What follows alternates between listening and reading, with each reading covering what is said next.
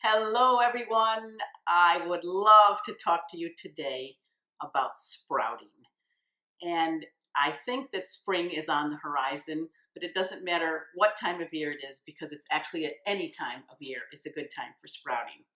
Now, for those of you that are unfamiliar with what sprouting is, it is actually the practice of germinating seeds, and those seeds can be beans or grains or regular like what we call cereal type seeds that are nutrients and vitamins and minerals from the earth, such as alfalfa or broccoli seeds, those kind of things.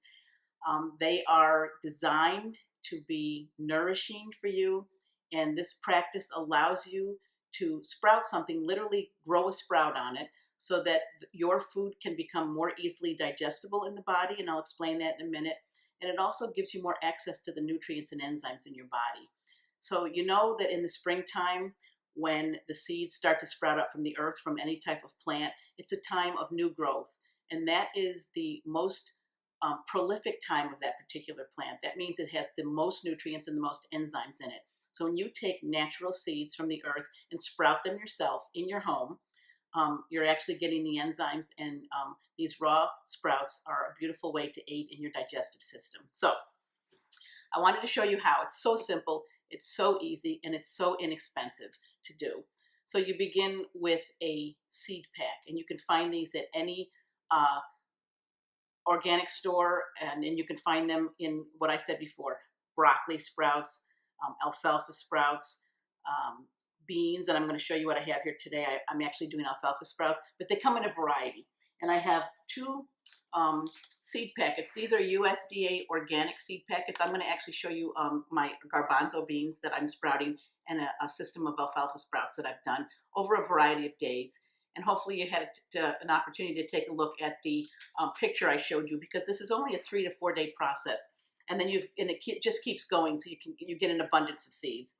So um, this practice of sprouting has been around for thousands of years, especially started way back over in Europe and Asia when people knew the benefits of the enzymes in these foods.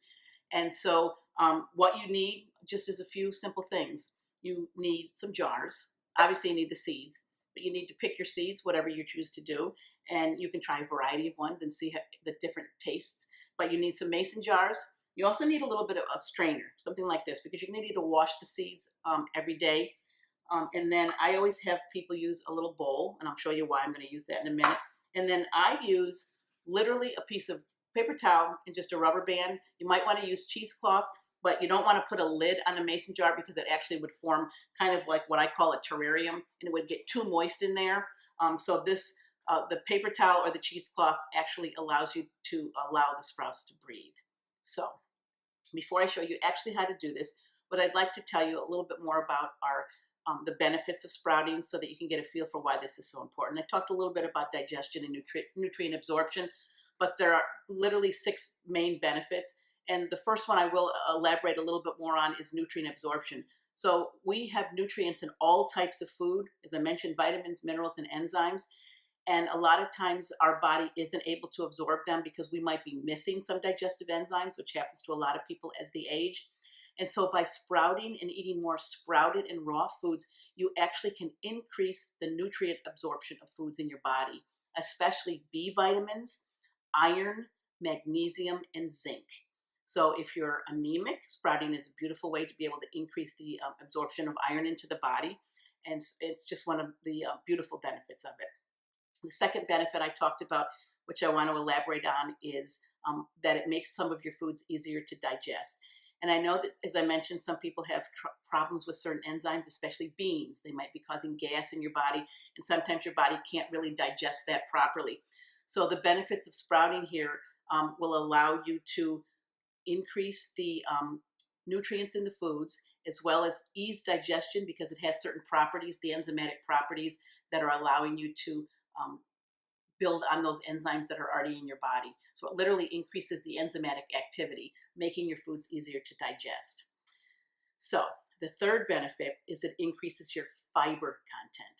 Everyone needs to increase their fiber content. I don't care who you are or what you're doing. We just need fiber. Fiber is good for our heart health. It actually takes things through your large intestine and pulls them through, as I was talking about in my chia seed video. If you haven't seen that, I'd love for you to take a look at that one. But the sprouting is going to increase your fiber content. The fourth benefit of sprouting, which I think is a really, really important one, is that sprouts can actually break down gluten in the body. You've heard the controversy today. There's a lot of information. A lot of people today are sensitive to gluten. And because they allow for easier digestion, the sprouts actually decrease the amount of the proteins, gluten proteins, and they will allow you to absorb it better. Now, I'm not saying that you should go, if you're gluten intolerant, that you should go eat more gluten just because you're upping your sprout intake, but just know that it helps digest the glutens in our grains and our wheat products more. And then the fifth one is sprouting actually increases your antioxidant activity in the body. There are high antioxidants in foods that are raw, and so it actually ups your level of amino acids and antioxidants, so it's going to improve. Everyone needs more antioxidants because they are our stress indicator. We're always under oxidative stress in the body, whether it be from pollution or poor diet or stress or those kind of things. So the more antioxidants we can get in, the better. And lastly, sprouts are very detoxifying. Anything that's the first green or the first shoot from a plant, anything green is highly detoxifying, highly alkalizing for the body. So sprouts really, especially in the springtime, when we start to move from the comforting foods of winter into the detoxifying foods of spring, sprouting is one of the most amazing ways to get that detoxifying ability into your system. So with those 6 benefits, let me just show you now what we need to do to sprout. So once you've picked up your seeds, and you can pick out the type of packet, this is actually an example of the spreads that have been raw, and I just wanted to show you these. I don't know how well you can see that on a plate, but they're very, very tiny seeds. These are the alfalfa seeds, and exactly what they look like before I sprouted them. And then what I did is I took a clean mason jar, and I put the seeds in the mason jar and covered them with water and allowed them to soak overnight. 12 to 24 hours is the perfect amount of time to do that. Once they're soaked, I then drained them out into my strainer, ran them under cold water, and put them back in the jar. And they started out with not just the seeds. And I like to, and I know this jar has some sprouts in it, which I'll talk about in a minute. I like to cover them, as I mentioned, with a paper towel and a rubber band. And then when the seeds are in here, I make sure that I've drained all the water out of them, strained them really well, and shaken them. But here's the reason for the bowl. I don't know if you can see that, but I literally tilt them on their side so that the water has an ability to drain down into one corner of the mason jar, and all the rest of the seeds are actually able to germinate. And that's what we're trying to do here, is to germinate or sprout the seed. So after 1 day, you'll just see a little bit of a tiny glimmer of a sprout. 2 days, a little bit longer. And then this, and I will hold this up closer to the camera. I'll take this off again to show you. These are my alfalfa sprouts after 3 days. And then I have some that I sprouted a little bit more. These are my alfalfa sprouts after 5 days. So they go so fast.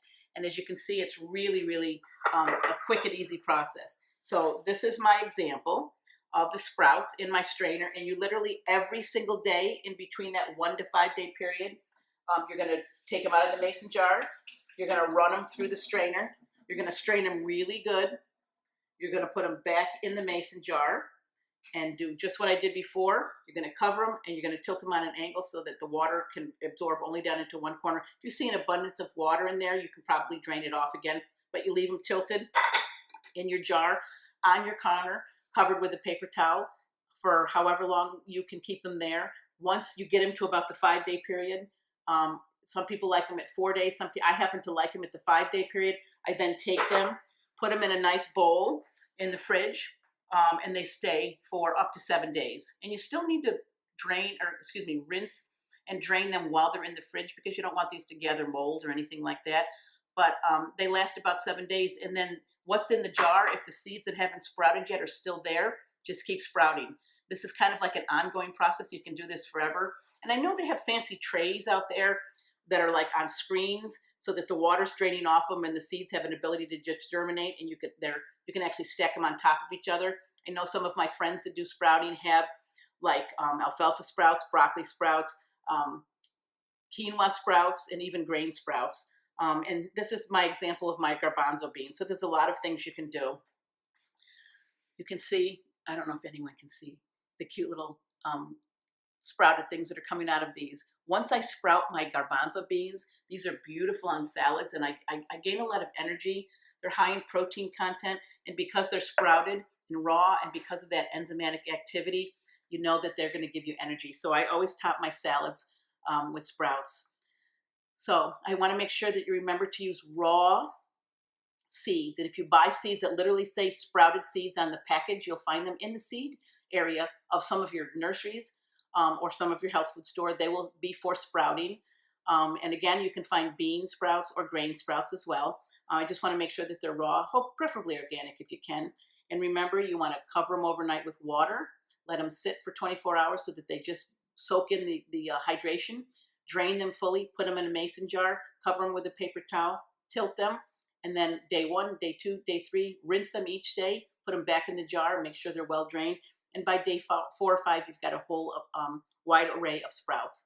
And then you can keep them in the fridge for up to 7 days. So it's very simple, very inexpensive. And as you can see by the salad here, I love to top my salads. This is a kale salad.